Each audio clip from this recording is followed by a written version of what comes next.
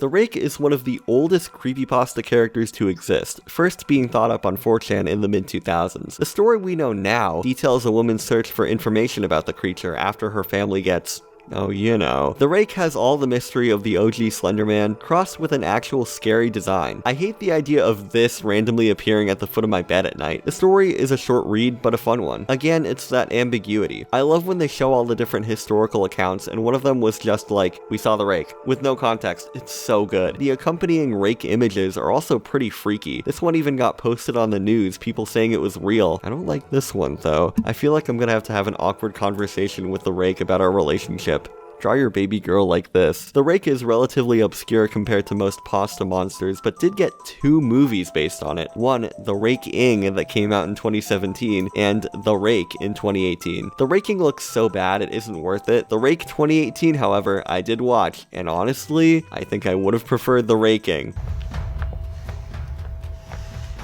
The Rake in the Rake movie only shows up for a combined maybe 5 minutes. The rest is this kind of psychological drama about these 2 kids whose parents got and this lady moving into a new house. And I tried to get invested. I like to think I was. The conflict between the husband character and the disheveled blonde lady was interesting, how he wanted to start fresh, and as a result was kinda unsympathetic to his sister-in-law's mental health struggle. It could have led to some good internal conflict if they didn't decide to turn him into an abusive cartoon supervillain by the end. The other characters besides the husband, wife, and sister really don't do much. As soon as the Rake actually begins raking people, it's clear that this whole moving into a new house plot is here to fill time and provide enough victims for the titular monster. If you couldn't tell, this Tubi movie was very shoddily put together. There were bits of the soundtrack I enjoyed, only to find that it was all taken from random music libraries. I get the impression that they only had the Rake costume for like a day, that the writer banged out whatever they could fill a movie, so resorted to the whole family plot without basing it on anything from the original Rake myth. The Rake doesn't act like the Rake, he looks like a stupid rubber alien thing. The iconic imagery of the Rake at the foot of the bed isn't there. In the universe of the film, the Rake is this parasitic entity that attaches itself to people and makes them into killers. That way they can have blood and gore in the opening without having to show the Spirit Halloween Rake costume.